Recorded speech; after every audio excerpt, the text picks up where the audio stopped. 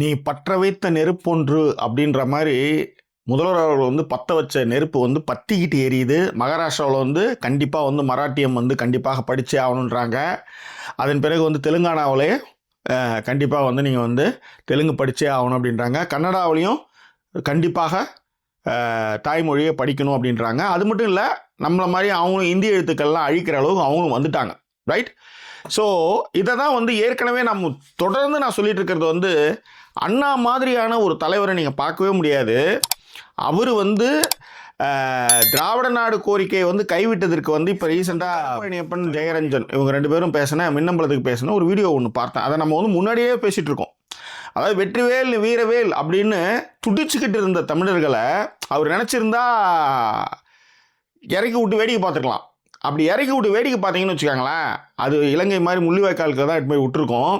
ஆனால் இந்த ஜனநாயகத்தில் நான் இருந்துக்கிட்டு, ஆனால் அதிலேயே வந்து உங்கள் கூட நான் போராடி என் மக்கள் நிம்மதியான ஒரு வாழ்க்கையை வாழ வைக்கிறேன் அப்படின்றதுக்கு தான் அவர் வந்து ஆரம்பத்தில் இருந்தே வந்து அந்த விஷயத்தை வந்து செய்ய ஆரம்பித்தார்.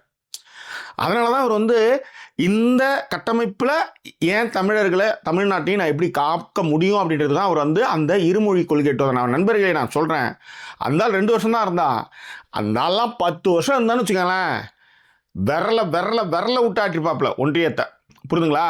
ஸோ அதனால் அவர் சொல்கிறார், இந்த மொழிக் கொள்கையை அப்பப்போ திரும்ப அவங்க எட்டுன்னு வரும்போதெல்லாம் நம்ம வந்து நிருபுத்த நெருப்பாக அதை வச்சுக்கிட்டே இருக்கிறதுக்கு காரணமே என்னென்னா, இவனுக்கு வந்து மொழி வளர்க்கணுன்றது இவனுடைய பிரச்சனையே இல்லை. இப்போ அப்படி இருந்தால் நீங்கள் இந்நேரம் வந்து 3 மொழி கொள்கைன்னு வச்சுக்கோங்க. நல்லா கேட்டுக்காங்க, 3 மொழி கொள்கை நீங்கள் எந்த லாங்குவேஜ் வேணாலும் படிக்கிறான்னு நீங்கள் வந்து சொல்லும்போது சொல்கிறீங்க. நம்ம ஏற்கனவே சொன்னால் வட மாநிலத்தை எந்த மயிரானோ இந்தியை தவிர வேறு எதுவும் படிக்கல. அதனால தான் உதான் கஃபேவை வந்து உதான் கஃபேன்ட்டு தமிழ் எழுதுறானுங்க, ஹிந்தியில் எழுதுறானுங்க, இங்கிலீஷ்லேயே அதே உதான் கஃபேன்னு வந்து இங்கிலீஷே வந்து அதாவது இங்கிலீஷை வந்து எழுதுறானுங்க. இதுதான் அவனுங்க. ஆனால் அவனுக்கு வந்து இங்கிலீஷ் படிக்கவே இல்லை. அதே மாதிரி அது நடைமுறை சிக்கலையும் அதிகப்படுத்தும். என்னென்னா, இப்போ நம்ம ஊரில் வந்து ஒரு வடமாநில பீகார்லேருந்து ஒரு 10 பேர் குழந்தைங்க இருக்குது, மும்மொழி கொள்கைக்கு வருது. அப்போ அது வந்து திடீர்னு 10 பேர் வந்து எனக்கு வந்து பீகார் படிக்கணும்னு சொன்னால் நீங்கள் எங்கேருந்து ஆசிரியர்கள் எட்டு வருவீங்க? சரிடா, நீங்கள் வச்சிருக்கிற கேந்திரிய வித்யாலயாவில் மும்மொழி கொள்கை தானே, தமிழ் ஹிந்தி ஒன்று அப்புறம் இங்கிலீஷ் இப்படி தானே படிக்கணும். இங்கிலீஷ் படிக்கிறாங்க, ஹிந்தி படிக்கிறாங்க, சமஸ்கிருதம் படிக்கிறாங்களோசம் தமிழ் ஆசிரியர்களை இங்கே வைக்கல. அப்போ அந்த சாய்ஸ் தமிழ் ஆசிரியர்கள் நீங்கள் வைக்கலன்னும் போது அப்போ நீங்கள் எவ்வளோ திருட்டு வேலை பண்ணுறீங்க? ஓகே. ஸோ இதுக்கு தான் அண்ணா என்ன சொல்கிறாருன்னா, உங்களுக்கு நான் பணிவோடு தெரிவித்துக் கொள்வேன், இது மொழி பிரச்சனை அல்ல, இது ஆதிக்க பிரச்சனையே தவிர மொழி பிரச்சனை அல்ல. நாம் எந்த அளவுக்கு பணிய தயாராக இருக்கிறோம் என்பதை கண்காணிப்பதற்காக, அளவிடுவதற்காக அரசியல் ஆதிக்கக்காரர்கள், அரசியல் சூழ்ச்சிக்காரர்கள், ஏகாதிபத்திய வெறி கொண்டவர்கள் தங்களுடைய மொழியை திணித்து இதைத்தான் நீ ஆட்சி மொழியாக கொள்ள வேண்டும், இதிலேதான் தேர்வுகள் நடக்கும், இதிலேதான் சட்டங்கள் இயற்றப்படும், இந்த மொழியிலேதான் பாராளுமன்றத்தில் பேசுவார்கள், இது தெரிந்தால் இங்கெல்லாம் வா, இது தெரியாவிட்டால் ஆப்பிரிக்க நாட்டு கற்பர்களைப் போல நீயும் உன்னுடைய நாட்டோடு கூட்டோடு இரண்டாந்தர குடிமகனாக மற்ற ரகமான மனிதனா ஏனோதோனாவோ எடுப்பார் கைப்பிள்ளைய அடங்கிக்கிட என்பதுதான் இதன் உட்பொருளாகின்றத பேரறிஞர் அண்ணா அவர்கள் இப்போ சொல்லிட்டார். ரைட். இப்போ மாநிலங்கள்லாம் வீழ்ச்சிட்டு இருந்தது இந்த வீடியோ ஆரம்பிக்கும் போதே சொன்னேன் இல்லையா? இப்போ அதனுடைய நீட்சியாக சில விஷயங்களை உங்களோட பகிர்ந்துக்க, அதாவது reality, what is the reality in the ground அப்படின்னு இருக்குல்ல, அதை இப்போ நம்ம பேச போகிறோம். இந்த கதைப்போமா நேயர்கள் அத்தனை பேருக்கு எங்களுடைய நன்றி. தொடர்ந்து லைக், கமெண்ட், ஷேர்லாம் பண்ணுங்கள். இப்போ நம்ம வந்து விரிவான ஒரு பார்வையை பார்க்க போகிறோம். Stay with us.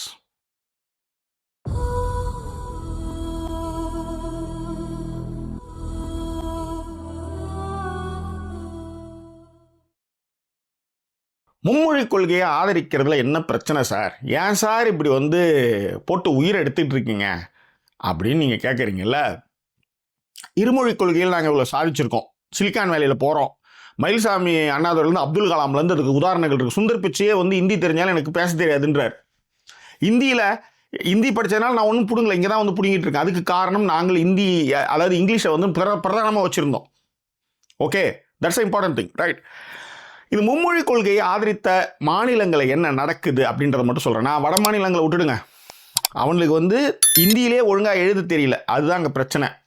அவனை மட்டப்படுத்தியே வச்சு சாமியை முன்னாடி எட்டு வந்து நிறுத்தி இந்த கதை மயிரை பண்ணிட்டு இருக்கானுங்க. ரைட், அதை விடுங்க. கர்நாடகாவில் இந்த ஆண்டு மட்டும் 90,000 மாணவர்கள் 10வது பொதுத் தேர்வில் இந்தி பாடத்தில் தோல்வி அடைந்துள்ளனர். இதை தவிர தென்னிந்தியாவிலும் நாடு முழுவதும் எத்தனை மாணவர்கள் பாதிக்கப்பட்டிருப்பார்கள் என்று கற்பனை செய்து கொள்ளுங்கள். இந்த மும்மொழியை எடுத்துட்டு வந்த கர்நாடகா, கேரளா, தெலுங்கானா, இந்த இடங்கள், இந்த ஸ்டேட்ஸில் எல்லாமே இந்தி வந்து இணைப்பு பாடமாக வரும்போது அதனுடைய மார்க்கே அவனுக்கு கால்குலேட் பண்ணுவானுங்க. புரியுதுங்களா? இதுதான் இங்கே இருக்கிற பிரச்சனையே. பொதுவாக நீங்கள் ஃபெயில் ஆகிட்டீங்கன்னு வச்சுக்கோங்க, ஒரு குழந்தை அடுத்தது அந்த பாடம் படிக்கிறதுக்கு மனசு வரவே வராது, ரொம்ப சிரமம். நாங்கள் அதனால தான் வந்து தாய்மொழி தமிழில் யோசிக்க, பேச, எழுத நாங்கள் தாய்மொழி தமிழில் படிக்கிறோம். இங்கிலீஷ் இணைப்பு மொழி, உலகத்தில் இருக்கிற எல்லா இடத்துக்கும் இங்கிலீஷில் இணைப்பு மொழி. அதில் ஒருத்தன் கேட்டான், ஒரு ரீல்ஸ் கூட கேட்டான், டேய் நீங்கள் ஏன்டா ஹிந்தி படிக்க மாட்டீங்க அப்படின்னு ஒருத்தன் கேட்குறான். நீங்கள் வடநாட்டுக்கு வந்தால் நீங்கள் என்ன பண்ணுவீங்க அப்படின்னு கேட்குறான். நான் வடநாட்டுக்கு வந்தால் இங்கிலீஷ் பேசுவேன். நீ தென்னாட்டுக்கு வந்தால் நீ என்ன பண்ணுவோம், உனக்கு தமிழ் தெரியுமா, நீ ஹிந்தி தெரியுமான்னு கேட்குற. நான் இங்கிலீஷில் கம்யூனிகேஷன் பண்ணுறேன்னு சொல்லிட்டேன். நீ வடநாட்டிலேருந்து இங்கே வந்தால் என்ன பண்ணுவேன், நான் இங்கிலீஷில் பேசுவேன், அவ்வளோதான். சரி, அப்போ ஹிந்தி அது அவங்களுடைய பிரச்சனை, எனக்கு அதுக்கும் பிரச்சனை கிடையாது அப்படின்னு அவன் சொல்லுவான். அந்த ஒரு ரீல்ஸ் பார்த்தேன். இதுதான் வந்து பொதுவான நியதி. ஸோ இப்போ இந்த இந்தியை நீங்கள் எடுத்துகிட்டு வந்ததுனால தோல்வி அடைந்த மாணவர்கள் 90,000 பேர். இந்த 90,000 பேர் எத்தனை பசங்க ஏழை குழந்தைங்களாக இருக்கும். அந்த ஏழை குழந்தைங்க வீட்டில் ஒரு ஃபெயிலான ஒரு விஷயத்தை சொல்லி அந்த குழந்தையுடைய படிப்பு தொடருமா? என்னுடைய கேள்வி தான். இங்கிலீஷே இங்கே ஏண்டா வச்சோன்னு நாங்களாம் படிக்கும்போது நான்லாம் இங்கிலீஷையே திட்டணும். இங்கிலாந்துல வந்து உட்காரும்போது தான் ஐயா சாமி அண்ணாதுரை அவர்களே, ஏதோ நீ ஒன்று சொன்னதுனால, ஏதோ கொஞ்சம் சின்ன வயசில் PIT bat, RIT rat, CIT கேட்லாம் படித்ததுனால இங்கே வந்து ஏதோ ஒரு இங்கிலீஷ்காரி பேசுகிறதையோ இங்கிலீஷ்காரன் பேசுறதையோ என்னால் உணர முடியுது, அதற்கு மிகப்பெரிய நன்றி ஐயா. இல்லைன்னு வச்சுக்கோ, என் நிலைமை யோசிச்சு பாருங்க. இதுதான் ரியாலிட்டி. ஸோ தென்னிந்தியாவில் வெறும் கர்நாடகாவில் மட்டுமே 90,000 குழந்தைங்க, 1,00,000 பேர் வந்து பாதிப்புனா, இங்கே ஒரு விஷயம் நீங்கள் நல்லா புரிஞ்சுக்கணும். அனைவரும் சேர்ந்து முன்னேறினா மட்டும்தான் வருமானம் நிறையா வரும், பொருளாதார புழக்கம் இருக்கும்.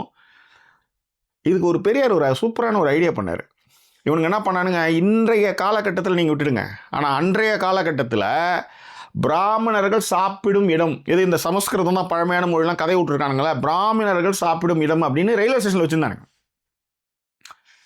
இந்த ரயில்வே ஸ்டேஷனில் பிராமணர்கள் மட்டும்தான் சாப்பிட்ற இடம்னு ஒரு தனியாக ஒரு இடம் வச்சுருந்தாங்க. அதுக்கு பெரியார் என்ன சொன்னார்னா, அப்படி வரீங்களா நீங்கள், ரைட், இனிமேல் பிராமணன் அல்லாதவர்கள் யாரும் அந்த ஹோட்டலில் சாப்பிடாதீங்கன்னு எழுதினார்.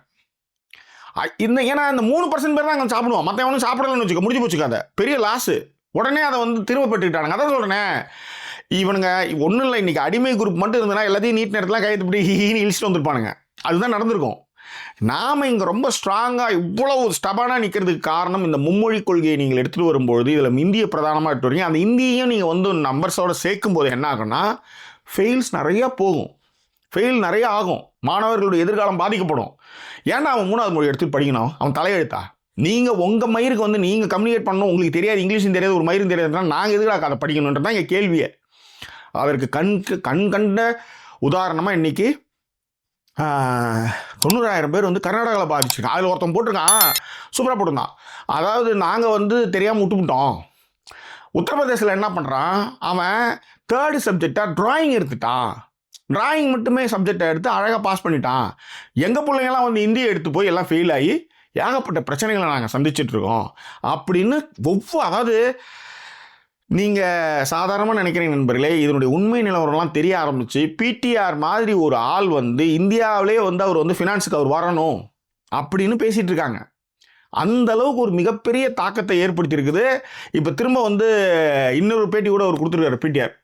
ஸோ ஏன் வந்து 3வது மொழியை நாம் தீவிரமாக எதிர்க்கிறோம் என்றால் இதுதான் காரணம்.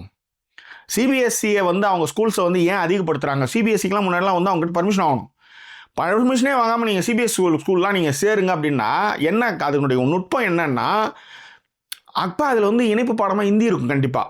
அப்போ அந்த இந்தியை படிக்க பாருங்கள், இவ்வளோ பேர் படிக்கிறாங்க, அரசு மாணவர்கள் படிக்கக்கூடாதுன்றாங்க. ஆனால் நாங்கள் என்ன சொல்கிறோன்னா, வெறும் 15 லட்சம் மாணவர்கள் தான் வந்து சிபிஎஸ் சிலபஸ் படிக்கலாம், 15 லட்சம். ஆனால் 1 கோடி மாணாக்கர்கள், 1 கோடி மாணாக்கர்கள் வந்து அரசு பள்ளியில் படிக்கிறாங்க. அந்த சிபிஎஸ்சி எதுக்குன்னா பாரு நான்லாம் உங்களை விட பெரிய லெவல் மயிறு அப்படின்னு காமிக்கிறதுக்காக அது அவங்க வசதி வாய்ப்புகளுக்கு ஏற்ற மாதிரி பண்ணுறதுன்னு வச்சுக்காங்களேன். அது அவங்களோட விருப்பம். ஆனால் உன் குழந்தை எங்கே படிக்குது, என் குழந்தை எங்கே படிக்குதுன்ற கேள்வி நீ பண்ணக்கூடாது. அது நாங்கள் 1 கோடி மக்களுக்கான பேச்சை தான். இப்போ என் பொண்ணு கூட தான் 3 லட்சம் பற்றி நான் படிக்க வச்சேன். அது ஏன் இஷ்டம், என் வருமானம் இருக்குது, நான் பண்ணுறேன். ஆனால் மேலேருந்து கீழேருந்து மேலே வர்றவங்களாம் இந்த மாதிரி படித்தா மட்டும்தான் மேலே வரணுன்றதுக்கு தான் நம்ம அந்த விஷயத்தை பண்ணுறோம். நீங்கள் என்ன பண்ணுறீங்கன்னா அவனோட போட்டி போடுன்றது இல்லை. எங்களுக்கு நாங்கள் ஹிந்தி எடுக்கல, ஆக்சுவலி நாங்கள் ஃப்ரெஞ்சு எடுத்து தெரியுமா உங்களுக்கு? நாங்கள் ஹிந்தி எடுக்கல. என் பொண்ணுக்கு 3வது மொழியாக பண்ணும்போது நாங்கள் ஃப்ரெஞ்சு தான் எடுத்தோம். ஏன்னா பானிபூரி வைக்க தான் போகணும்னு எனக்கு தெரியும். வேணுன்னா நான் என் பொண்ணு கற்றுக்குவோம், தட்ஸ் ஆல். ஆனால் நீங்கள் என்ன பண்ணுறீங்கன்னா உன் குழந்தைலாம் அதெல்லாம் படிக்குது புடுங்குதுன்ட்டு நீங்கள் எல்லா குழந்தை அதாவது ஆமாம் 1 கோடி குழந்தைகள் வந்து அரசு பள்ளியில் படிக்கும்போது அவங்க மேலே நீங்கள் ஒரு மொழியை திணிச்சா கர்நாடகாவில் நடக்கிறக்காக தான் இங்கே நடக்கும். எவனும் படிக்க மாட்டான்.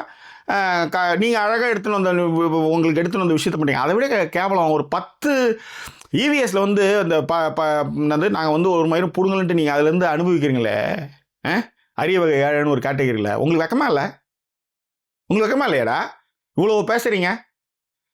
அதுதான் நீங்கள் பண்ணீங்க. அதனால தான் பெரியார் சொன்னார், டேய் இவனுங்க வந்து சாதாரண ஆளுங்க கிடையாதுரா. ஏன்னா அவன் காலை நீட்டி ரயிலில் படுத்துன்னு வந்தான். அவன் இருந்து உட்காருன்னு சொன்னால் அவனுக்கு கோவம் வருமா வராதா? அதுதான் அங்கே பிரச்சனை. இதை தான் அவனுங்க வெவ்வேறு விதமாக வெவ்வேறு விஷயமா வந்துடும். சரி, காங்கிரஸ் ரொம்ப யோகியமைரா, நியாயமான கேள்வி. ஆனால் காங்கிரஸ் தமிழ்நாடு தேன்கூடுன்னு சொல்லுவாங்க. அதில் நீங்கள் கையை வச்சிங்கன்னா இன்னைக்கு பார் எல்லா ஸ்டேட்டுக்காரனும் சொல்ல ஆரம்பிச்சிட்டானா, எல்லா ஸ்டேட்டுக்காரனும் பேச ஆரம்பிச்சிட்டானா. ஸோ இதுதான். ஆனால் நீங்கள் ஒரு காலத்தில் இந்த சமூக வலைதளம்லாம் இல்லாதப்போ நீங்கள் இருக்கிற பத்திரிகை மூலமாக தான் உங்களுடைய செய்திகளை பண்ணுவீங்க. நீங்கள் அப்படி கிடையாது. யாரெல்லாம் அறிவு இருக்கிறாங்களோ அவன் எல்லாமே புரிஞ்சுக்க ஆரம்பிச்சிட்டான். That's important thing, right. இதில் நுட்பமான விஷயம் என்ன அப்படின்னா, சிலிக்கான் வேல்யூ அங்கே வந்து வேலை செய்கிறதுலேருந்து எல்லா இடத்துலையும் நாங்கள் தான் அறிவுன்னு நாங்கள் நிரூபிச்சிட்டோம். திடீர்னு பார்த்தா பிடிஆர் வந்து இங்கிலீஷ் பேசுகிறாரு, வண்டையாக பேசுகிறாரு, கருத்தாக பேசுகிறாரு. இந்த கருமத்துக்கு தான் நான் வந்து மும்மொழி கொள்கைன்னா நாங்கள் ஆரம்பத்துலேருந்து நான் படிச்சுட்ருக்கோம். நாங்கள் வந்துடுவோம். நீ அதில் ஜெயிக்க முடியாது. நாங்கள் ஏதோ பாஸ் மார்க் வாங்கியாவது உடையாந்துருவோம். ஆனால் நீ உன்னை தூக்கின்னு வந்து இந்தியா எட்டுன்னு வந்து வச்சேன்னு வச்சுக்க, நீ படிக்கிறது கம்மியாகவும் நீ ஃபெயில் ஆக, நான் மட்டுமே வந்து ராஜபாட்டையில் நடப்பேன். இதுதான் அவங்களுடைய நுட்பமான விஷயம். அதை மட்டும் புரிஞ்சுக்காங்க. அதனால் ஏன்டா இதை வந்து திரும்ப நம்ம மொழிக் கொள்கையே பேசிகிட்டு இருக்கோம்னா இது அவ்வளோ பெரிய விஷயம். எதிர்கால வாழ்க்கை, எதிர்கால சந்தைகள் குறித்து பேசக்கூடிய ஒரு விஷயம்ன்றனால தான் நம்ம தொடர்ந்து பேசிகிட்டு இருக்கோம். அதனால தான் பிடிஆர் என்ன சொன்னார்னா, மும்மொழி பிடுங்கோனேன்டா, நீங்கள் 2 மொழி பிடுங்குங்க. இப்போ இந்தியாவில் மத்திய பிரதேசம், ராஜஸ்தான், பீகார் எல்லாத்துலேயுமே ஹிந்தி இங்கிலீஷ் இருந்தாலே பிரச்சனை இல்லை. நீங்கள் என்ன பண்ணீங்கன்னா இங்கிலீஷே கற்றுக் கொடுக்கல. ஒரே ஒரு மொழி இந்தியில் மட்டுமே அலுவலக மொழியிலேருந்து பேசுறதுலேருந்து எல்லாமே நீங்கள் வைக்கும்போது இங்கிலீஷ் அவனுக்கு தேவையெல்லாம் போயிடுச்சு. ஆக மும்மொழி ஊருக்கு உபதேசம் பண்ணுற நீங்கள் ஒரு மொழி தான் பயிற்று வைக்கிறீங்க. ஆக்சுவலி நீங்கள் 2 பண்ணியிருந்தீங்கன்னா எங்கேயோ போயிருக்கும். அதனால தான் ராகுல் காந்தி சொன்னார், ஆங்கிலத்தை வந்து பீகார்லையோ ராஜஸ்தான்லையோ இவங்க படிச்சிடக்கூடாதுன்றதுலாம் ரொம்ப தெளிவாக இருக்கிறாங்க நாக்பூர் குரூப் அப்படின்றத அவர் சொன்னது காரணம் அதுதான். புரியுதுங்களா? இதுதான் வந்து மிகப்பெரிய கொடுமையான ஒரு செயல். ஆக நான் வந்து அவன் தாய்மொழியில் படிச்சுக்கிறோம், இங்கிலீஷில் இருந்தால் இப்போ ஆல் ஓவர் இந்தியாவில் எந்த ஒரு பிரச்சனையுமே இல்லை. எதுக்கு ஹிந்தி தேவை இப்போ சொல்லுங்கள். இதை தான் நம்ம சொல்லும்போது நீங்கள் இந்திய படிங்கன்னு காரணமே எங்களுக்கு வேறு எதுவுமே தெரியாது. அதனால தான் வந்து ஒரு ஸ்டேட்மெண்ட் எம்ஓயுக்கு வந்து ஒரு ஸ்டேட்மெண்ட்டை கொடுத்து படிக்க தெரியாமல் ஒத்துக்கோங்கன்னு சொல்கிறதுலாம் இந்த கர்மகாண்டத்துக்காக தான். ஓகேவா? அதுதான் வந்து படுறா பரமான்னு சொல்கிறது. கேட்குறானுங்களா? ஸோ கண்கட்ட பிறகு சூரிய நமஸ்காரம் தேவையில்லாது. அதுதான் வருமுன் காப்போமா, அதை வந்து தொடர்ந்து பேசிகிட்டு இருக்கோம். இந்த ஆண்டு மட்டுமே 10வது வகுப்பில் வந்து 90,000 குழந்தைகள் ஃபெயில் ஆகியிருக்காங்க 3வது மொழி எடுத்ததுனால. யோசிச்சு பாருங்கள், ஒரு ஃபெயிலியரை உங்களால் தாங்க முடியுமா? ஒரு ஆஃபீஸில் வேலை செய்கிறீங்க, திடீர்னு உங்களுக்கு தெரிஞ்ச 2 ப்ராஜெக்டில் நீங்கள் சக்ஸஸாக பண்ணும்போது 3வதாக ஒரு கொரியன் ப்ராஜெக்ட் எடுத்து வந்து இந்த மொழியில் படித்து தான் இதை நீங்கள் பண்ணணும்னா உங்களுக்கு அது எவ்வளோ பெரிய சிரமம். ஆனால் இதை எடுத்து வந்து கொடுக்குறவன் ஒரே ஒரு மொழி தான் படிச்சுட்டு இருக்கான், கொரியன் மொழி மட்டும் தான் படிச்சுட்டு இருக்கான். இதுதான் இங்கே இருக்கிற பெரிய பிரச்சனை. இதை தான் நம்ம திறந்து சொல்லிட்டு இருக்கோம். ஸோ எனிவே, இது குறித்தான உங்களுக்கு கருத்துக்கள் எதனால அதை பின்தொடர்ந்து ஏற்படுத்துங்க. இன்னும் வேறு சொல்லுங்கள். நான் சந்திக்கிறேன். அது ஒரு நன்றி கூறி விடுவது உங்கள் ஜாக்கி சேகரன். வணக்கம்.